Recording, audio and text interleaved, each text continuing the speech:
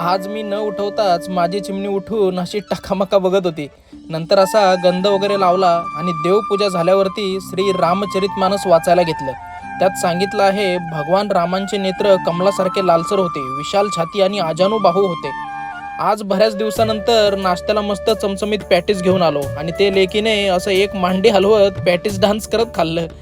आणि मित्रांनो, कधीतरी मी लेकीला असं लॉलीपॉप किंवा चॉकलेट वगैरे देत असतो, कारण या छोट्या गोष्टीतला एवढा मोठा आनंद परत येणार नाही, नाही का.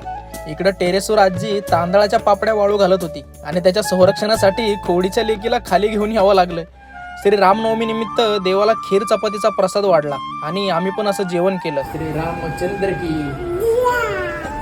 नंतर आम्ही प्रभू श्री रामांचं दर्शन घेण्यासाठी मंदिरात गेलो. तिथे आम्ही श्री रामलल्लाचा असा पाळणा हलवला आणि प्रभू श्री रामचंद्रांचं दर्शन घेतलं. आणि मित्रांनो, एवढ्या वर्षांनी आपल्याला हे दृश्य पाहायला मिळालंय. बोला जय श्रीराम.